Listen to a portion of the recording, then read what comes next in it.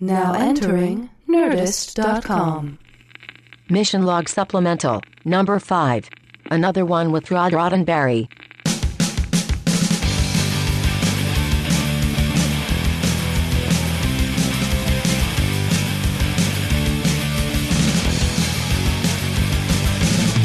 All right, welcome everybody to yet another supplemental episode of Mission Log, a Roddenberry Star Trek podcast. It's yet another one with Rod Roddenberry. You just can't say no to the guy. Oh, I'm sorry. Am I in this episode? Oh, are you in the? Well, you're in this episode. You're not in the interview. No, I'm not in the interview. No. We kind of had to knock that one out. Yeah, defining tragedy of 2013 so far, and you know, as we record this, the year is young. Yes. Let's hope that this is as bad as it gets. So at Macworld, we were all supposed to hang out at Macworld. That would have been great. 2013 would have been fun. Would have been awesome. Yeah. For me, it would have been especially awesome for a couple of reasons. First of all, I used to live in San Francisco. And when I left San Francisco, the one consolation that I gave myself, or the one consolation that I sort of told myself and my friends is, I'll be back every year for Macworld. Oh. And for the first 4 years that I left, I had been. But future historians, you may have heard in 2012, 2013 of the awful flu season that we had. Mm-hmm. And I was not that bad compared to a lot of people. But, travel would just have been a stupid idea, and I would have gotten to San Francisco, and I would have had no fun, and I probably wouldn't have even made it to Macworld every day. Yeah, well, I mean, thank you for not traveling with it, and thank you for not bringing it to us. Yeah, and thanks for doing a show without me. Well, here's the thing. Okay, Rod Thanks for drinking with my friends at my convention and doing a show without me. No, really, that's great. You're very welcome. Yeah.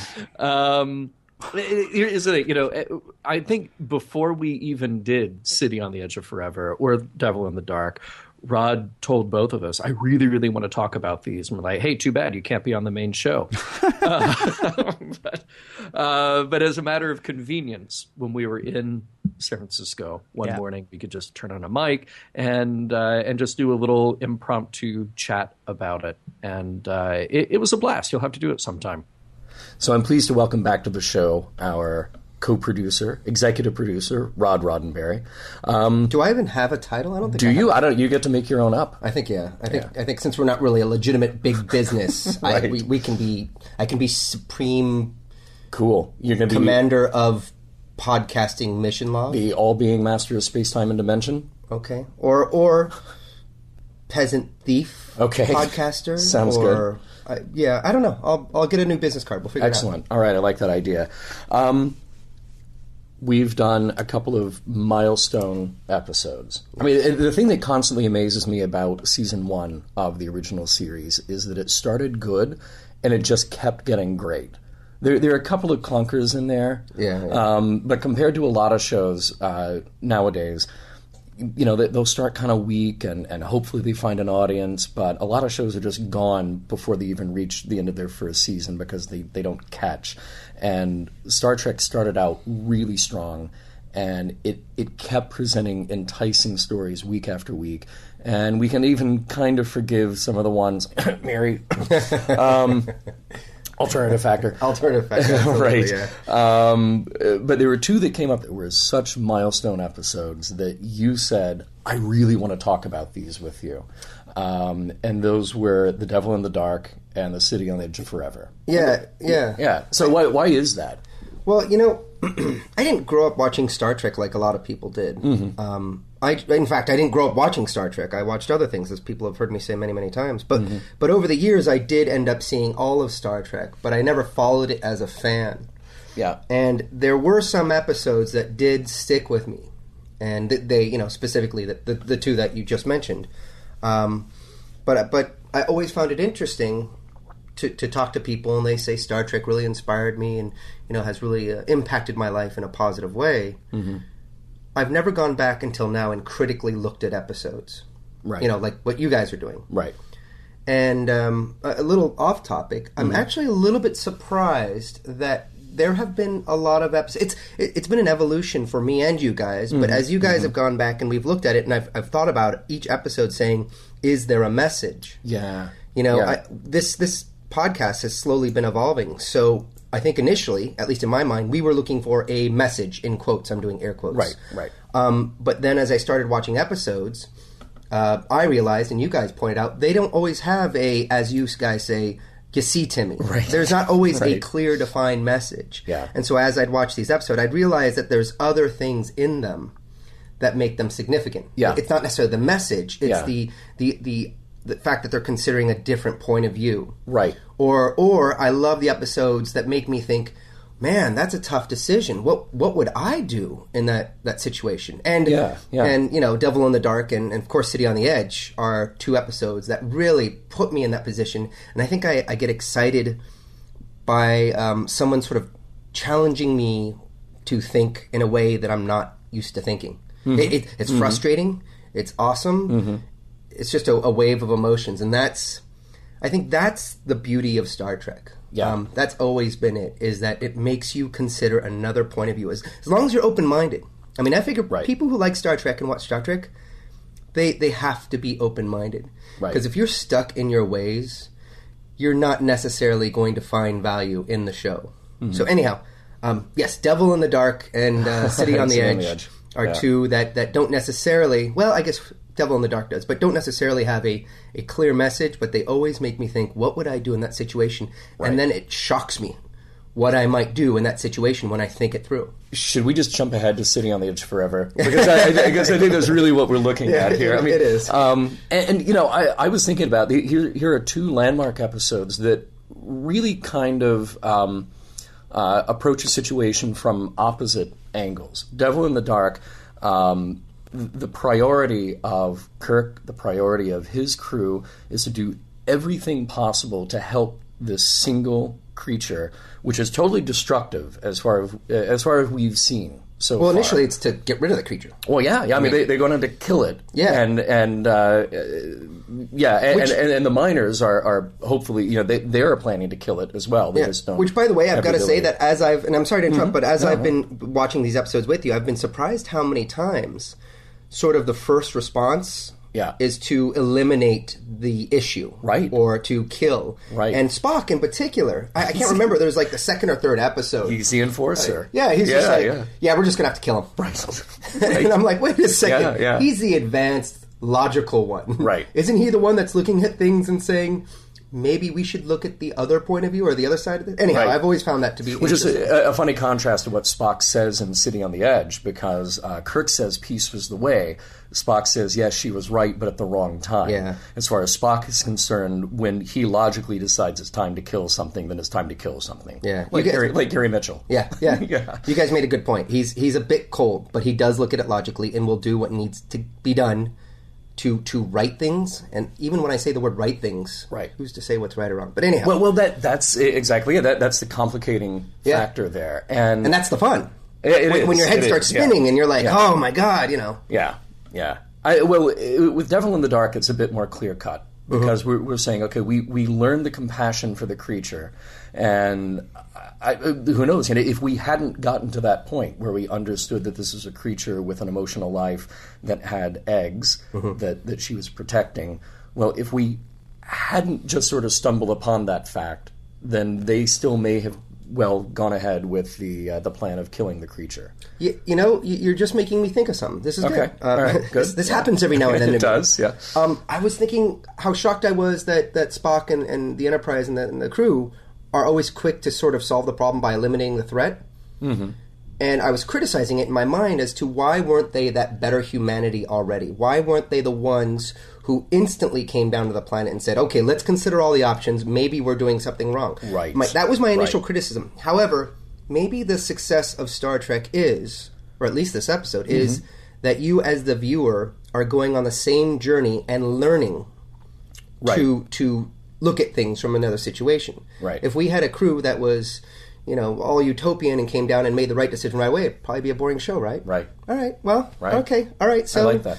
So, structurally, that makes sense. Yeah. Well, see, I'll go back to what you said about how there's not always a you see Timmy moment, and it's very hard. I think we'll get there as we go through season 2 and then season 3, and particularly in the later series. But it's kind of hard to look at season 1 and just say, okay, here's a list of everything that we're going to say is the Star Trek philosophy, because the show just jump around quite a bit. Yeah. And there are episodes where it's just sort of a character study or an ethical dilemma to consider, something like that. But I think one thing that I see over and over again is what you just mentioned, and that is the learning aspect.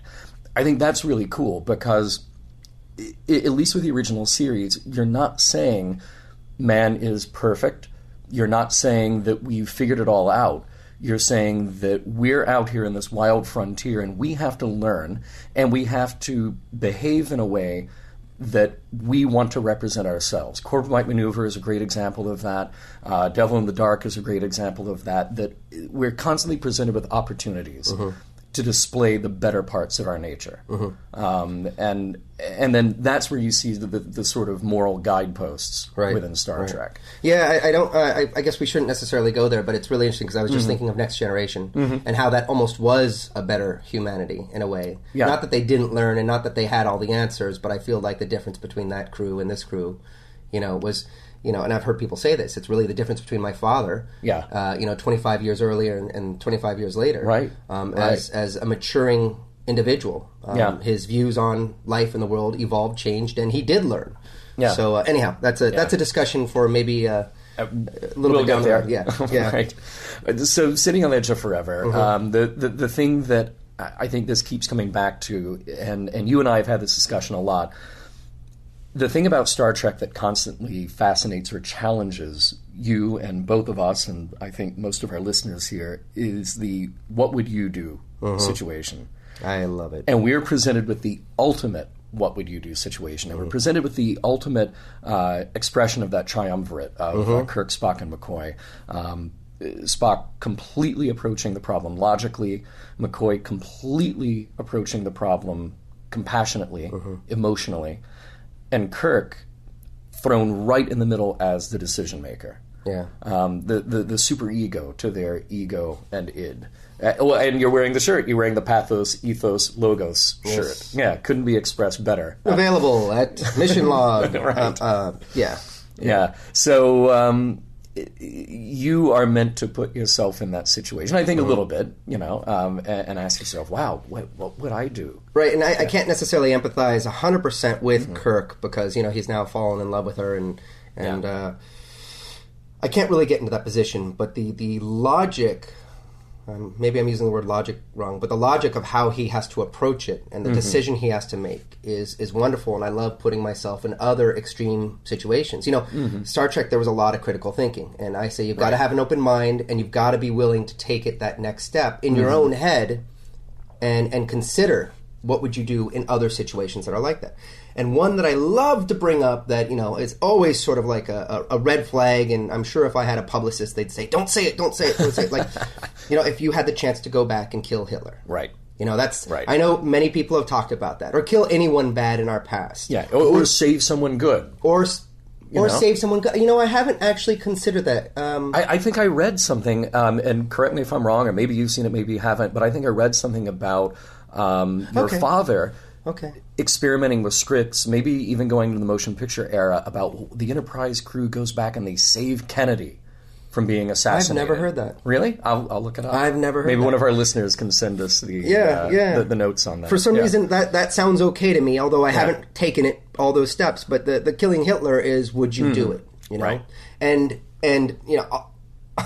by no means do I support anything Hitlerish, but I don't know if I would, because I think we are who we are today because of all the mistakes we've made. Now, you might argue that's a good thing or a bad thing, and the reason why I say I wouldn't, just to clarify here, it's not that I like the guy or believed in anything that he or his vision had. However, of course. I'm saying once we do that, if we go back and start killing all or removing all the bad things, taking all the bad things out of our history, we are going to end up in a cave. Yeah. We will still be cavemen. Yeah. We will not grow and advance. So it's not. I don't focus in on the Hitler part of it. It's just that once we go back and start righting our wrongs, I think you're getting. We are not going to grow. We are not going to evolve. I think you're dangerously close to this idea of happiness versus challenge. Well, yes. Side of paradise. Yeah. Without dark, there can be no light. Right. Yeah. So I love that kind of thinking. I really do. It's fun to do, and it challenges me. It really does. Yeah, I mean, you try to put yourself in that position, and if you had the opportunity to change history, would you? The problem is you have the blinders on because all you know is the history that you've experienced. Right. All you know is the world that you have. Removing Hitler from power could have been a great thing, and we could be a better species today from doing it. By all means, I think that's very likely. I was just saying, if you start doing too much of that... Yeah. It's definitely going to have a detrimental effect. This may be going too far down the to an outside discussion here, but it's funny because we're at Macworld. We're recording this in a hotel right now at Macworld, and you're a Mac geek. And Ken's not here. We miss Ken. We do. So, and I apologize for the scratchy voice after a weekend-long convention. But do you remember, in the mid to late 90s, there was a computer game for the Mac called Titanic, Adventure Out of Time. No. It was really cool because it was a 3D rendering of the Titanic. Is this one of those games that came on like 10 CDs or something? It was on like 2 or 3, but it was really well done. You would wander this 3D version of the ship, you would interact with characters, and you were in the position of a spy, and you had to rescue a woman, save the valuable jewels and all this stuff. And the great idea in the game was that by the time you got to the end of the game, depending on how you played it, you would change history. One of the things that happened is if you had the best of all outcomes, your actions in 1912 on the Titanic would then change the history of war, and I think you actually end up avoiding World War I. One outcome was good, and in fact it was like the utopian ideal where science continues to advance and this sort of Edwardian sense of adventure flourishes.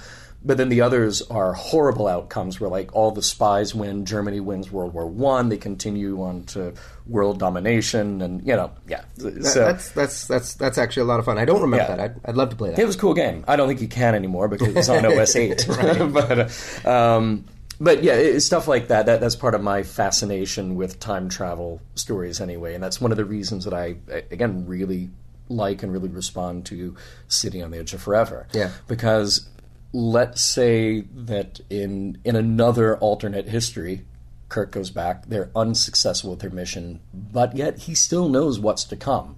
So maybe Edith Keeler lives, but maybe through some other circumstance he's either able to encourage entry into World War II or make sure that Hitler is overthrown. I mean, you can go down any road with this, any road possible, but the beauty of this story is taking a big science fiction theme, a big science fiction idea, and making it totally personal.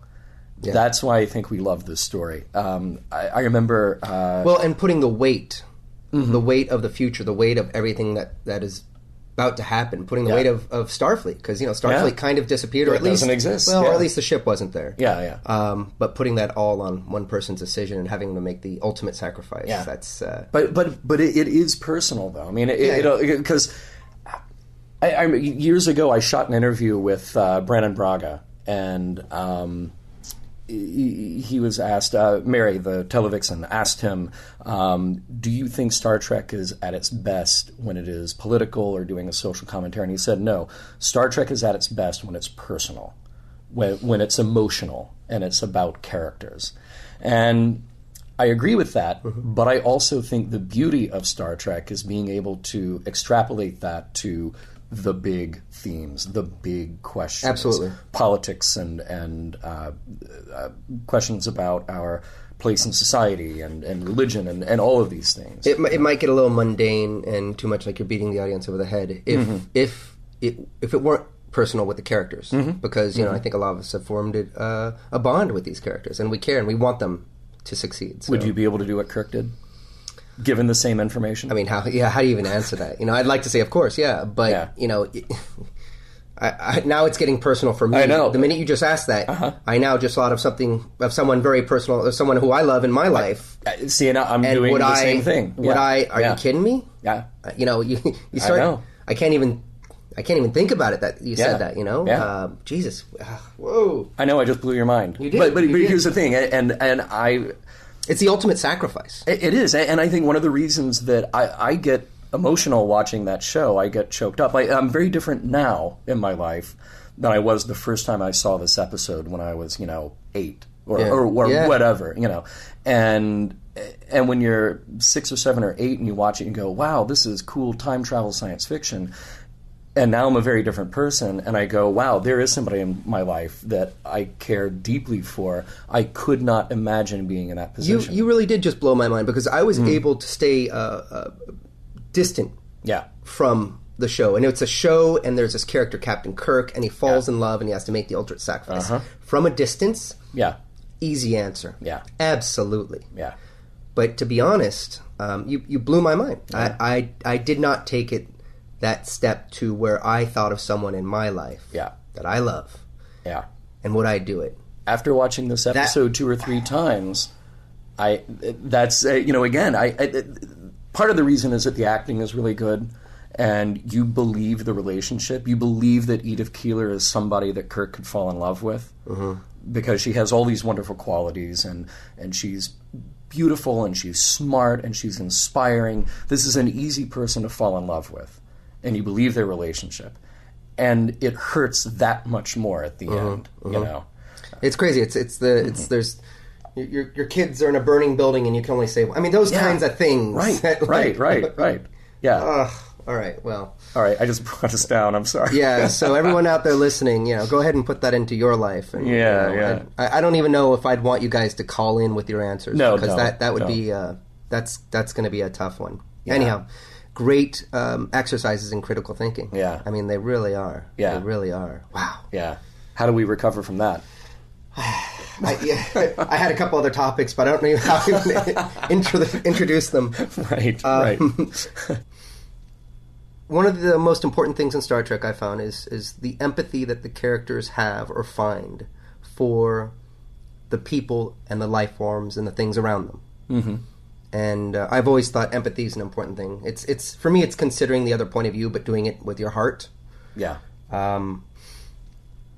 And sort of as we were just saying, I was sort of able to do that with Kirk and Edith. Yet making that transition to the personal was really, really kind of a smack in the face. Yeah. But empathy, I think, is critical. If we all had, a lot more empathy for the people around us, and were willing to consider alternate points of view, I think we'd be in a better world. You know what's so interesting about doing this show? I mean, you and I, you did as a PA when you were like 15, but, for all intents, you and I never worked on Star Trek. And you have this interesting relationship with Star Trek fans because of your family. And you hear this all the time with people saying, Star Trek really changed my life and various things. And now, just peripherally from doing Mission Log, I start to hear that too, because people will say, I listened to your show, let me tell you my story of what and this just happened last night, and I'm not going to spoil it here because I want to come back to the story months from now when we're talking about a particular episode. But to hear people tell me, when I was growing up, my family was this way, or I held on to these particular beliefs, and then something in Star Trek totally changed that, and it completely opened up my eyes to a different way of thinking.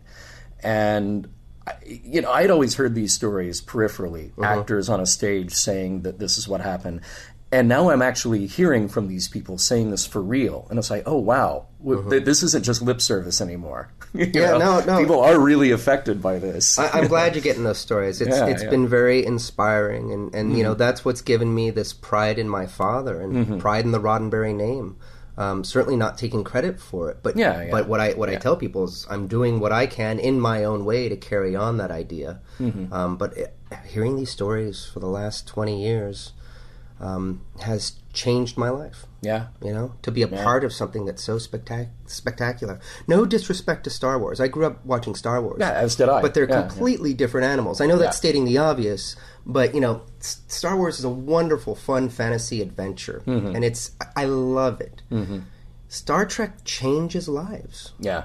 Not everyone's, and it doesn't speak to everyone. Right. But to have those people come up to you. And I got to say, I'm really proud of what you and Ken have been doing. I mean, the way you guys have been breaking down episodes and considering these different ideas and unique points of view and putting the questions out there. I believe that what you guys are doing are reintroducing people to different points of view.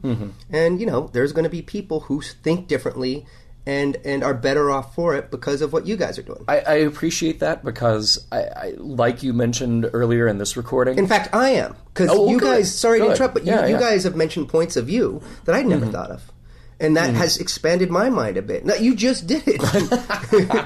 So, I love this. Sorry. Well, I think what's cool is that, you know, we're in TOS Season 1, and like we've said, it's an anthology show. You kind of jump in and out of stories, and sometimes there's a message, sometimes there isn't. This challenge of what we're doing is just going to get more and more intense as the years go on, because we will be presented with even more challenging points of view. And I really look forward to that kind of that debate, that exchange of ideas, challenging each other. I think that's what's really cool about it. And not to toot our own horn, but I like when you and I and Ken get to do that together, whether it's just sending messages back and forth or discussing a show after we've done the show. You know, that's really cool. Yeah, and I think it's strange. We're going to see it a lot more in Next Generation, because I think my father was willing to take some more risks. It was also a little bit more subtle, I think, to some degree, because it was a lot more of a diplomatic show, and Picard is not the first one to throw the punch necessarily, like Kirk might be. Right. But I think there are some bigger questions in there that really kind of excited me, whether it's drugs or prostitution or whatever the case is. And you know, I think my father was always extremely reserved in these shows, partially because he could only get away with so much in terms of censorship. But also because, you know, he was out there.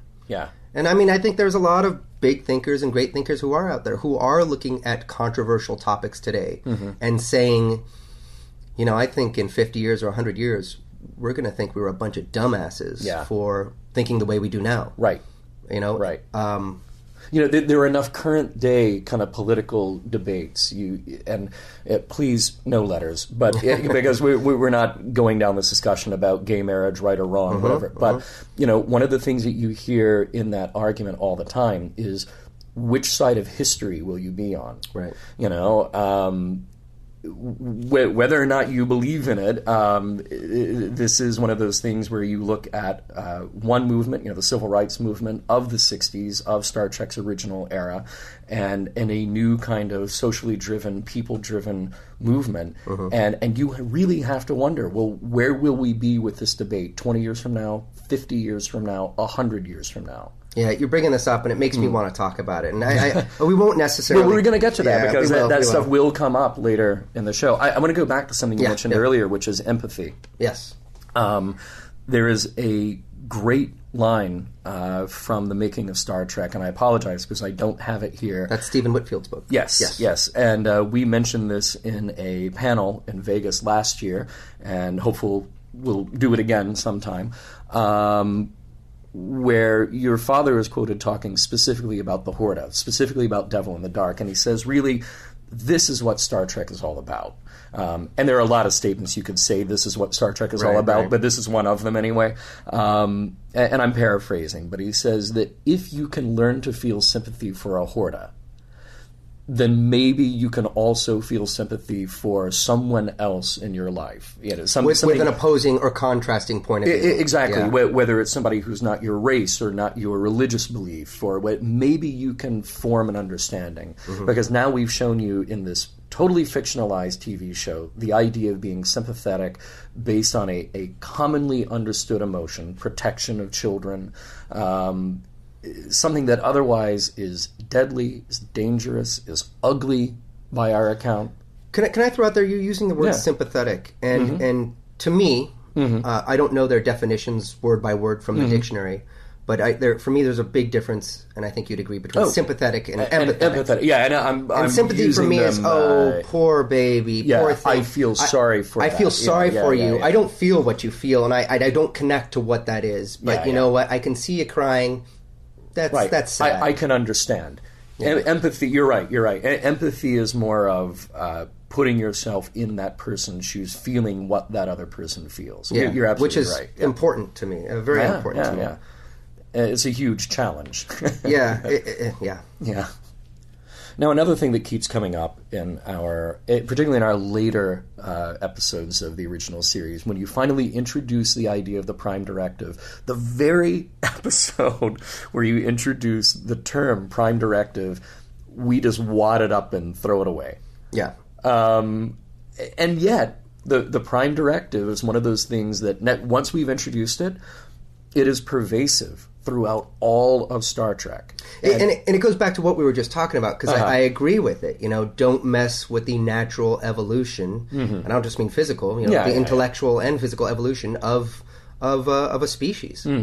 Although it's hard, because now I turn that on us in Earth, and of course we're affecting the natural evolution of every species on Earth. Yeah, well, sure, yeah. But I guess in terms of Star Trek, I've always loved that discussion, because there was a particular episode. We did an interview with Ron Moore, the executive producer of the latest Battlestar Galactica, and he said that there was a time towards the end of my father's life, when he was working at Paramount on The Next Generation, where he would come in and he would throw out a script, because it was a script where, and this was a hypothetical, but there was a script that said, they came to a planet, and I bring up Hitler again just because Hitler was throwing people into ovens, and my father would say, "No, we will not interfere."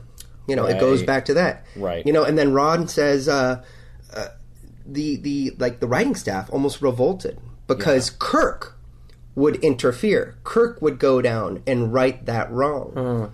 And so there was a lot of sort of struggle between his views at that time and what people who came to work on the show were thinking. Because people were really still thinking the original series. And that non-interference is kind of out the window when someone is harming someone else. So he was much more dogmatic later on about what the Prime Directive was and what you do with it. And that we have grown beyond Kirk. And we've grown beyond Kirk. It's another one of those things I love thinking about. And this is one of the things, like I said, the later episodes, the later series that we do, where we do have some challenges about that. I'm thinking of an episode of Enterprise where we get to explore that with a medical crisis, and then the doctor is in the position of, do I help them or not? Right. Those are big questions. Those are great. I mean, that's just the best. And sorry, back to the Prime Directive. I got to say that I guess my thought on the Prime Directive, and I was just kind of considering, I don't remember which episode, but it's okay to break the Prime Directive if an outside force has already interfered with the natural evolution. Okay. So if something has already happened to disturb the natural evolution of a life form, it's okay to come in because it's already branched it down a direction it wouldn't have gone. Right. I don't know. That's a working theory. But see, now you get into this very difficult thing of, what is better for that life form, that species, whatever. And there is no good answer for that ever. We've been lucky that in the examples of the Prime Directive and the violation of the Prime Directive within the confines of this 48-minute TV show from the 60s, Kirk has always made the right decision.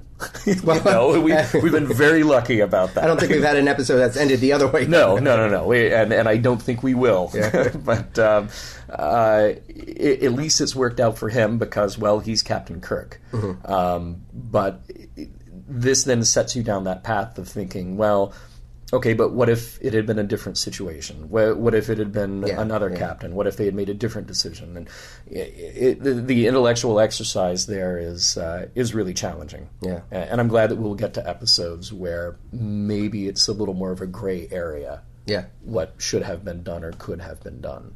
It's funny. You just made me think of an episode. You know, I listen to, not only do I listen to you guys record a lot of the times, Right. I go back and I'm a fan. I listen to the episodes and I listen to them again. So many times, but was it Return of the Archons where Kirk goes in and destroys the computer and he's like, yep, you got a lot of work ahead of you, and just takes off. I love He does. Yeah, you need to get a new job. Yeah. Like, wow, thanks, Kirk. 5,000 years of this one lifestyle, and he just goes in, throw it all away. Anyhow, not to rehash what you guys have already talked about, but that really made me chuckle. It's kind of hilarious. Yeah. Well, this has been a pleasure. Thanks. Yeah, thanks, man. We'll do it again. How about? Yeah. Let's do it sometime, huh? Right, we will. All right. Incoming transmission. Hi, guys. This is Jeff from Chicago. And I was just curious why you guys only do one episode a week. I thought the reason might be you guys don't have enough time or you want to take it slow. I don't know. But if you hadn't considered doing more than one a week, I think you guys should, because I'd love to get to The City on the Edge of Forever already, because I'm a huge fan of time travel stories, and I was pretty disappointed with Tomorrow Was Yesterday. So keep up the great work, guys. I really love the show. Thank you for listening. Bye. Well, Jeff from Chicago, if that is in fact your name, good news for you. You don't have to wait for City on the Edge of Forever, because we did that a few weeks ago. Where have you been? Actually, this has probably been sitting in our queue of things to respond to for quite a while. As far as why we only do one episode per week, the real question, Jeff, is how much are you paying? Ooh. Is that fair? Yeah, that's very fair. We love doing this show. There is no question we love doing this show. Yep. I don't know about you, John, but I've got other things I do. Yeah. Yeah. They take many other things. Yeah. Yeah. And this episode, I mean, it doesn't just happen, you know. I mean, each episode, well, this episode just happens. I don't even have to pay attention, and this episode happens. Yes, I'm over it mostly, okay? Okay. No, the weekly, mission log, the regular mission log, it's a decent amount of time that goes into each episode. And to do more than one episode per week would basically mean, having to, give up other work, which... Yeah. It'd be great if that was the world we lived in. Mission log would be a great full-time job, but it truly would be a full-time job if we were to do more than one a week. You and I have talked a little bit about the process here, and we both will watch a show just kind of on its own without really doing much note-taking or anything, just kind of absorb it. And then we go back and watch 2 or 3 more times to take all the notes, and then we have to write the summary and structure our thoughts. And even during a recording, a final episode may be an hour, under an hour, but we'll be recording for usually 90 minutes, and then there's quite a bit of editing that has to go on to clean it up. There is quite a bit of editing that has to go on. we divide up the things that we do, very differently. And so I would imagine that we're spending about the same amount of time in the end of it. John does a lot. I mean, like that trivia thing. The trivia thing is not, it takes time. It actually takes time. And I know it sounds silly because, it should be trivial. Right. But, it takes time to go out and find it and then call and decide, that's far too trivial, or, that's not trivial enough. Right. And then there are the things like with the documents and going through those and finding the artwork that goes with each episode. Yeah. That's all John. And then, or almost all John. Yep. And then editing is all me. Yeah. And so, we're both, it's a stack of time. So, yeah. But, you got $20, Jeff? We can have this conversation again. Jeff, you and 50,000 of your closest friends can cough up. We're going to do a Kickstarter thing. Right. More than one episode of Mission Log per week. We need 100,000 something. Right. But speaking of City on the Edge of Forever, and hopefully you've gone back and listened to that now, that is something about the process of our show, is that we record anywhere from 2 to 4 episodes ahead, and then the feedback comes in, and then we record a supplemental. So in something like this, you may hear us reference things that may feel a little bit older, but hopefully topically they're still current, We're talking about an episode that we did 3 or 4 or 5 or more episodes ago, but the idea is that Mission Log is designed as a conversation. We want the ideas to keep coming in. We want to keep talking about the episodes, and that's why Mission Log is designed specifically to not be timely to a specific day or a specific year. Now, in a supplemental, we can do that all we want. We can, like you just said, 2013. We called it out. We said the year and what time of year it is. Yeah. That's okay. My question is, who would win in a fight, Jabba the Hutt or R2-D2? Okay, thanks. Well, I think the answer is obvious. It is the Enterprise would win in a battle between R2-D2 and Jabba the Hutt. Oh, really? You're going to do that? Because I was actually thinking about the question. Oh, no, I do have an answer to the question. All right. And I think for me, the obvious answer is R2-D2, because R2-D2 has a lot of friends who will help him out. Mm-hmm. R2-D2 is nimble. He can kind of get around okay on his own. Jabba the Hutt can't move too fast, and he's got stubby little T-Rex hands, so he can't really manipulate machinery or weaponry in a way that R2 could if he needed to. Except you got to figure he was able to at one point because he has amassed a criminal empire. I mean, think about in The Godfather, right? Mm-hmm. Vito Corleone, by the end, he can't. I mean, he can't run. He can't get away from the guys with the guns, but he killed the Black Hand initially. So, I mean, I would say it depends. Is Jabba at his fighting weight? Or are we talking about old fat Jabba the Hutt that we get to know in Return of the Jedi? I think it's Jabba as we know him, and okay. That is old fat Jabba. And even Jabba being the head of a crime syndicate as he is, even if he dispatched somebody to kill R2, right, they would get to R2 and they'd realize that he was so cute that they couldn't bring themselves to do it. No, you're a crazy person. I mean, I think if you're just talking about R2-D2 and Jabba the Hutt in a room, mm-hmm. nothing else, just mano a mano, or mm-hmm. Hutt a droid, mm-hmm. Then R2 wins, and he can do that just by attrition. Mm-hmm. Jabba's eventually going to die, and R2 is not going to die. So, I mean, he just gets to win that way. Plus, he's got like a saw in there, and he's got like that thing that can shock people, and he's got all kinds of different things that he can do. Well, and if we learned anything from the prequels, we learned that now R2 has jetpacks, so he can fly around. He apparently lost those at some point, though, because he never flies. Oh, and not anymore. 4, 5, and 6. I wonder if he'll fly in 7, 8, and 9. Oh, gosh. Yeah, I know. It's a bit much to think about. If, however, we're talking about the world that you're talking about, where R2 has lots of friends, mm-hmm. Jabba mm-hmm. has lots of henchmen. I don't think the Gamorrean guards with their giant axes are going to be, that taken with how cute R2-D2 is. So I think, or Jabba could even just get R2 right in front of him and then open up the pit of, to go down to the Rancor monster. I think just the drop alone, assuming that his jetpacks aren't working in the time of Jedi, just the drop alone should kill R2. And if it doesn't, then the Rancor can just come out, pick him up, bash him against the wall a couple of times and be done. I still say the true winner here is the Enterprise. Yeah, well, you're probably right. Now, the real question that I have, and this is an important question, and this may actually be an important question with the whole, we're getting new movies thing. Mm-hmm. Who wins in a fight between Boba Fett and the Pit of the Sarlacc?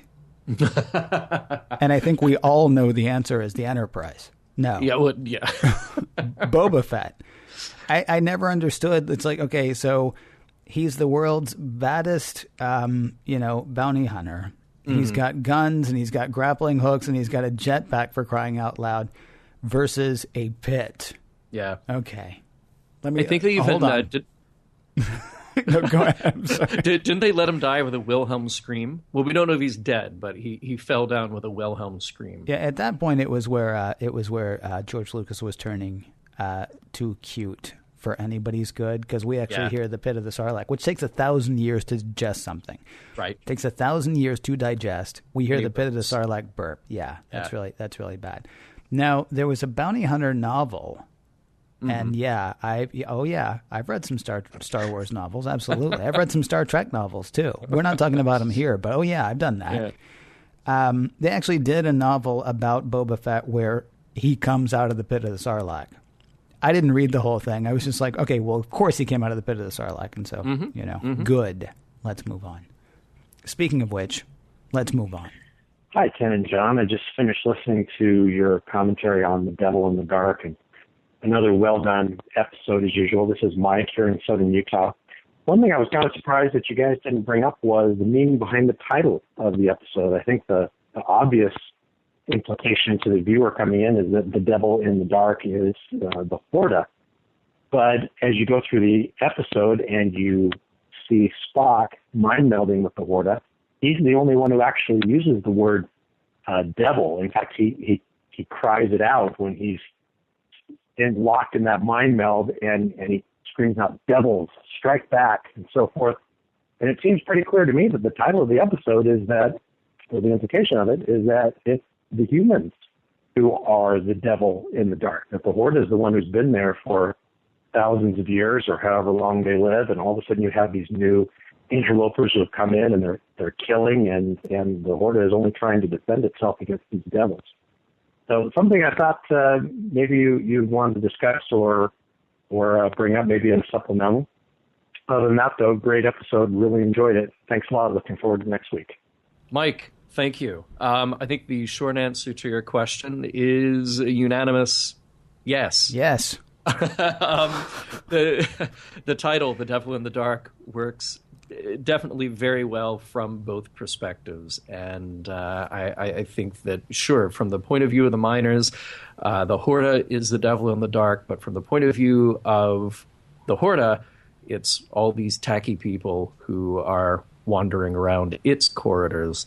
They are the devil or devils in the dark. And good point. Good catch that Spock is the one who says devil during that mind meld, or devils during that mind meld. I think that's just another thing that is the beauty of that episode, is that it forces you to look through the eyes of the monster, the evil, I don't remember if we said this during the episode or not, but the whole, the phrase, God is in the details? Mm-hmm. You also hear the devil's in the details. I mean, you'll hear them both. The details, apparently, lots of room for everybody. Yeah, right. God is in the details. I mean, it's possible that the darkness itself, if you want to say that the darkness represents the lack of understanding between the miners and the Horta, the darkness itself could be the devil. I mean, the devil could be in the lack of understanding between the two. And it doesn't necessarily... Blowing my mind. Yeah, dude. Yeah, let's go back and cut that back in. Right. You want to? And get everybody to listen to it again. It'll be awesome. No, it'll be great. Yeah. No, really listen this time for the extra 15 seconds of stuff. Right. Not unlike when we all had to sit through Star Wars again. Yeah. Yes. Hey, Ken, I never thought that I would be in a position where I got to say this about a show that I'm involved in, but I do want to let everybody know that we do actually listen to and read all of your comments, but we don't always have time to answer every single one of them personally. I try very hard, and I'm very active in our social media. So apologies if we haven't gotten to your question, but we do hear them all, and we also try to kind of consolidate sometimes. So if we've hit an answer that may have already answered your question, then sorry if we didn't give you particularly a shout out. I want to pose a question to our audience, though. Okay.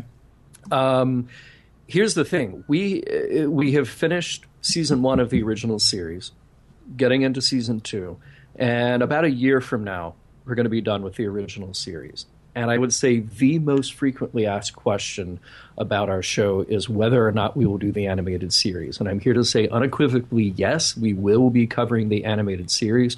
We haven't totally come up with our plan on how we're going to fit everything in. But we want to stay basically to broadcast or release order. So, Ken, I'm going to propose my idea to the audience, and propose it to you, and then you tell me if you've got a different take on it. And I think we should get feedback from our audience on how we handle the future releases of Mission Log. So here's what I propose. We do TOS in its entirety, Season 1, Season 2, Season 3. When we get to the end of that, we go right into the animated series. It's short. It's 22 episodes. Maybe we do 1 or 2 per mission log, depending on what is there for us to cover. Mm-hmm. And then I say we do movies 1 through 6. So we get all of the original cast pretty much out of the way. We get their story out of the way, and we're done with them. Then we go to Next Gen. Then we do the Next Gen movies. Then we go to DS9, Voyager, Enterprise. You know, the only difficult part about that, and I'm with you on the whole thing about the animated series, I think maybe because people aren't quite as into that, maybe we do 2 episodes per, partly so that we can go ahead and get to the movies and get to Next Generation, partly because people aren't necessarily as familiar with it. The one thing I don't know, even though those episodes are shorter, I don't know how much less time they're going to take to do, so probably you and I need to work that through. And very true. Yeah. Generations is the thing that stymies me. Oh, it doesn't stymie me at all. Well, it does me. Because we're going to go back then. So we're going to, so it's taking us about a year to do the first 3 seasons of Star Trek. Right. So it's going to be about another 2.5 years. No, longer than that, because you've got the movies. It's going to be about another 2.5 to 3 years before we get to the end of Star Trek: The Next Generation. Right. And that's where we then do Generations, and then all of a sudden we've got Kirk again. Yeah. And you're fine with that? I'm fine with that, because to me, Generations is a next-gen movie with special guest star Captain Kirk. Oh, interesting, because I actually see it as sort of, in the movies, I sort of see it as a handoff. Oh, see, I see The Undiscovered Country. Screw it, let's do it twice. All right, we may have to do that. That's a possibility. Or we just do the Kirk parts.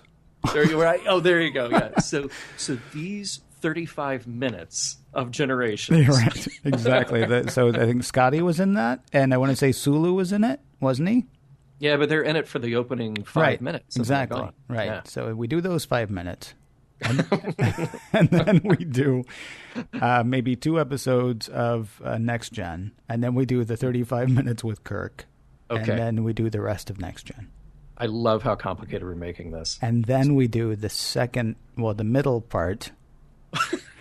Yeah, you actually make a good point, because Guinan, that would just screw everything up. Yeah. Although I think Guinan screws a lot of stuff up anyway, but... Hey, and if you're going to get really complicated, we'll go to the final episode of Enterprise, and we'll remove the next-gen portions of that and move it up to our next-gen coverage. Oh, my gosh. See, I feel like we've already screwed up by not starting with Enterprise, but, But that's just you. Depending on how you look at it and who you ask. No, I know I know one other person who thinks that, too. Really? But only one, yeah. Okay, all right. Well, I want to know what the rest of our audience has to say. So that's the idea. I pitch it to you, and you guys let us know. And how can you let us know? Well, you can tell us on Facebook, Skype, and Twitter. We're reachable there at all 3 places with the handle Mission Log Pod. You can even call us at 323-522-5641. You can email us at missionlog@roddenberry.com. And please check out our homepage, missionlogpodcast.com. Remember, we may use your comments on an upcoming episode, as we have done here. And as we shall do again.